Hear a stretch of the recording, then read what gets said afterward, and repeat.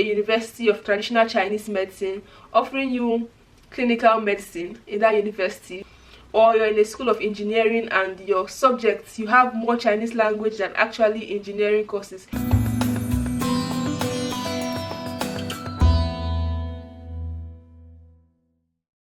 Hello everyone, welcome back to my YouTube channel. My name is Martina. I'm a 6th-year medical student in China.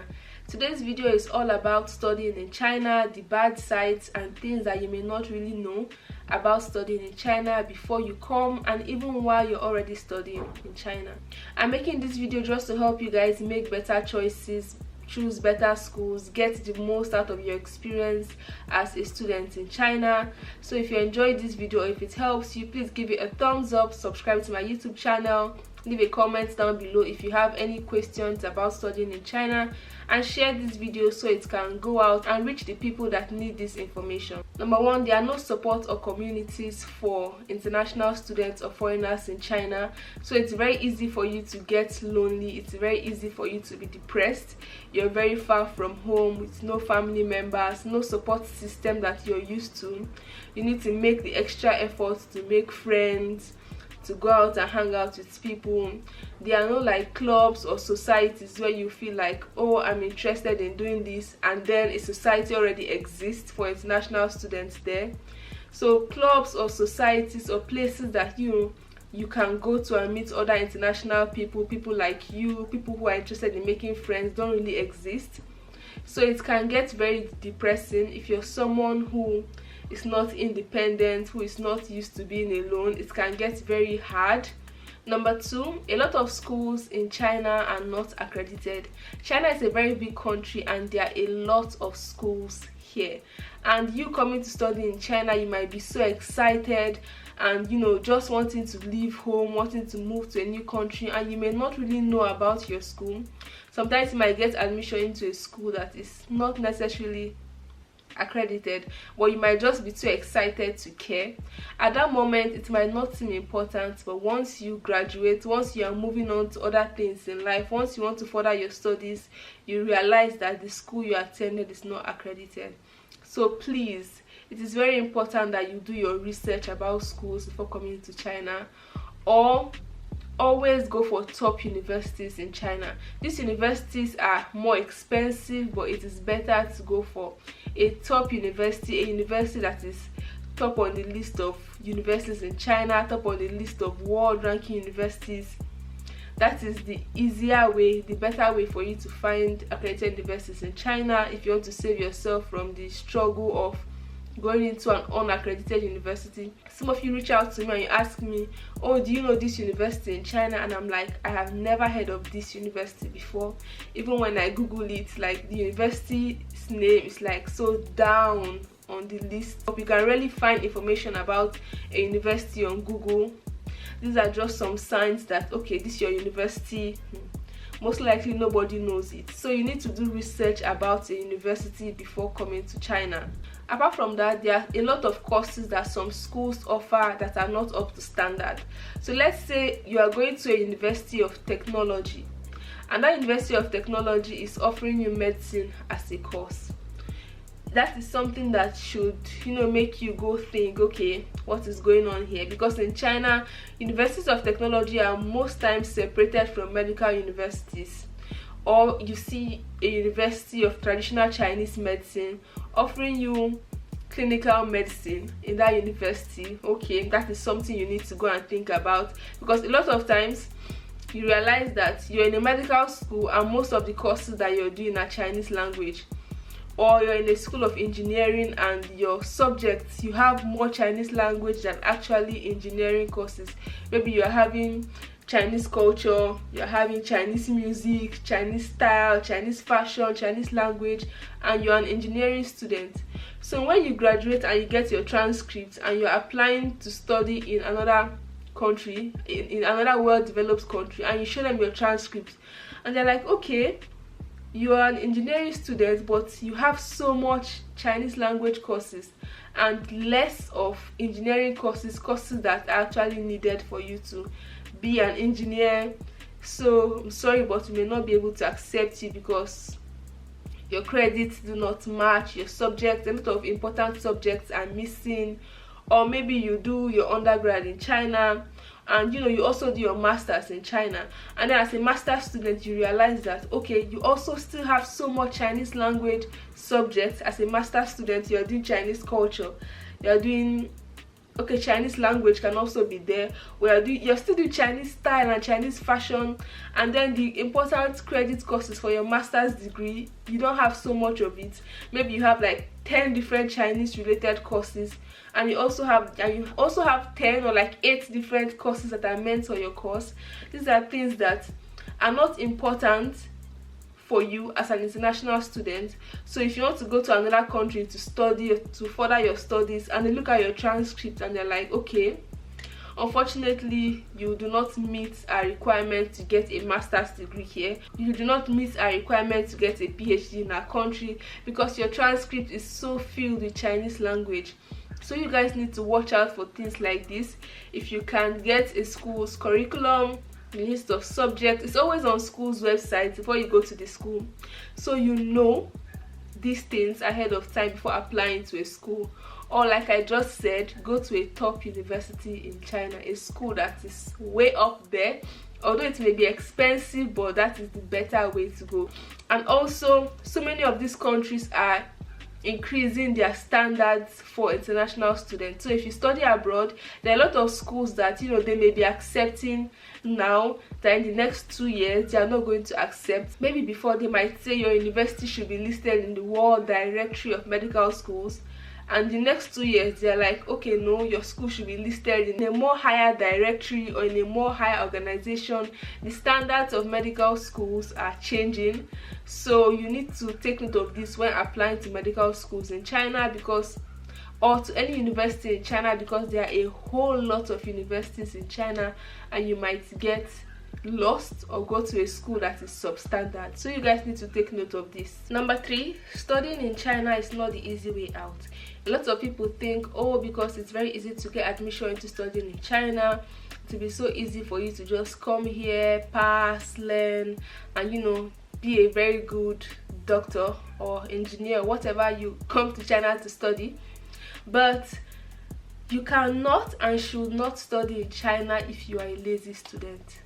Now, I say this because currently, as a medical student here in China, I have noticed that students that just come here and just want to do the basic things, just want to do what everyone is doing, do not get the best out of the education here in China.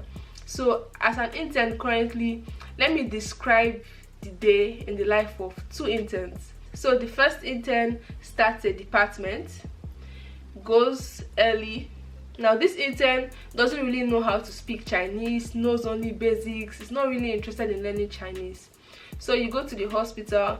First of all, you're actually supposed to find your doctor, and then you walk to the hospital and you go into doctor's office. There are so many doctors there. But let's say you are too ashamed, or you don't think your Chinese is good enough for you to walk in there and you ask for who your doctor is. So you decide to just stay outside and wait for other students to come in. Finally, another student comes in. That student goes in, finds who the doctor is. So you meet your doctor and say, okay, I'm starting my internship. And your doctor says, okay, go to the class and sit down and wait for me. Now you go to the class and you sit down.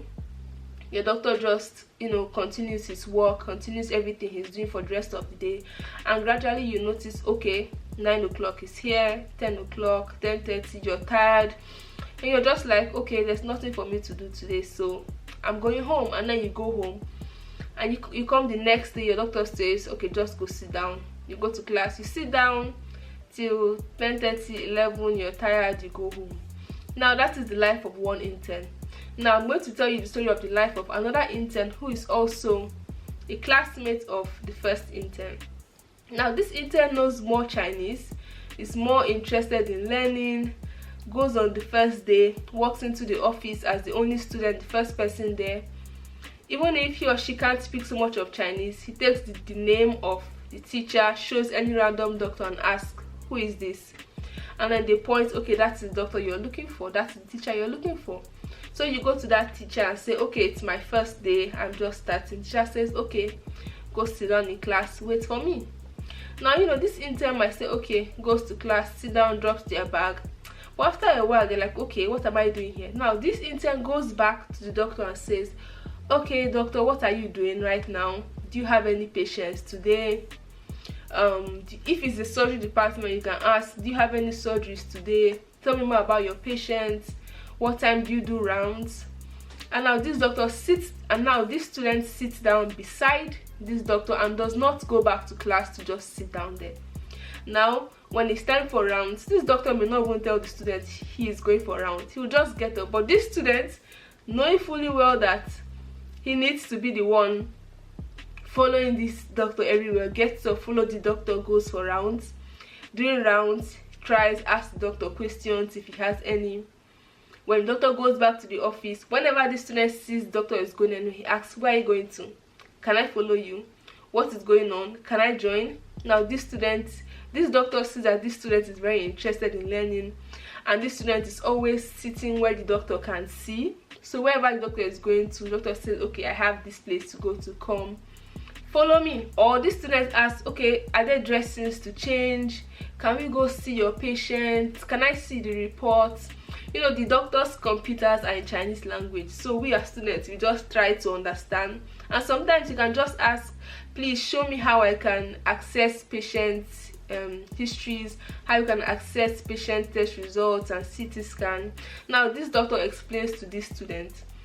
Now also, if this student notices that his or her doctor is busy, this student can also reach out to any other doctor in that place. Please, who can show me how to do this?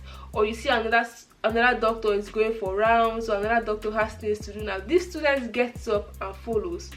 Or this student finds someone else, a Chinese student in that department, that can speak a little bit of English, or just, you know, someone that he or she can communicate with in Chinese. Now this Chinese student will also help you explain some things in simpler Chinese. This Chinese student will, you know, be your friend and your guide in that department, and will always call you when there's anything going on. Now this is the life of two interns, classmates, the same department, but one student just goes to class to sit down because the doctor says go wait in class, and the other student is always there with the doctor, asking questions, asking what do you have to do. Now, because of cases like this, one student may have a better experience than another student, and for this reason I try to say, even when you see my videos, when you see my experience as a student in China and you decide to come to China to study, your experience might be different, because here you have to struggle to make the best out of the experience. You need to struggle to make the best out of studying in China. You need to get up, you need to be the one to reach out to your teachers, you need to be the one to reach out to the doctors, you need to follow them everywhere, you need to ask them questions. Nobody is going to come and say, okay students, come, let me teach you, let me explain to you. If you do not take the initiative to do things for yourself, to reach out, the doctors will not do anything for you. We, the students in the hospital, it's like we are mostly an inconvenience for them. It's like they have their work and then they have you to carry around and to teach. So if they tell you wait for me and you just go wait without reaching out to them, oh, that doctor is so happy, you're not an inconvenience to them. But if you reach out to them and say, okay, please, I know you're busy, but I need you to explain this for me, the doctors will also be happy that this student is actually making the effort to learn, and they will also be willing to carry you around. So China is not the easy way. If you want to learn, you have to be willing to struggle for it. If you guys want me to talk more about my whole internship experience and making the best out of it, please let me know in the comment section, because I feel like this particular point is taking so much of this video. But you understand what I'm trying to say. The fourth point, it is extremely difficult to get a job or to work in China after you graduate. China has not really opened its workforce for international workers, especially for professional jobs. You may not be able to get a professional job in China, like being a doctor, a banker, an engineer, an accountant. Jobs like that you may not be able to get. You can only get jobs that are, you know, that are focused on, you know, teaching English or something related to international, you know, students, relating with something international. And you know, jobs for like teaching English, you know, you are favored if you are white, or if you're coming from, if you're a citizen of an English speaking country. So you should know this before planning to come to China, in case you're having hopes that you may work in China after studying here. The fifth and the last point is you need to be financially prepared before you decide to come study in China. So many people think because China is, you know, a business country, you know, they can come to China and then work while studying. But you cannot work as a student in China. It is illegal. So you need to plan financially for everything throughout how many years you're going to stay in China. You need to have that money set out, or have like a job, or, you know, a sponsor, someone that you know, you are sure that when it's time to pay your school fees will be able to pay your fees. Because if you're in China, you cannot work while studying. There are people who have, you know, tried to come to China and then work while they study, but then at the same time they are now doing poorly academically, and then you cannot now work and raise enough money for the school fees. People have been expelled because they focus so much on the business part and they cannot focus academically. So it's a very big problem. If you cannot pay your school fees, the school might have to send you back to your country. Maybe sometimes they give you a particular amount of time and say, go raise the money, and then you come and continue from where you stop, or they might just expel you. So you guys, if you have any questions about studying in China or confusion, either send me a message on Instagram or email me, or leave a comment down below and I'll try my best to answer it. On the screen now, you're going to find some other videos about advices on studying in China as a medical student. So you can check those videos on the screen, click on any of them and watch them. Thank you so much for watching this video. Don't forget to subscribe if you haven't. Give this video a thumbs up if you enjoyed it, or if it helped you, leave a comment, and I'll see you guys in my next video. Bye bye.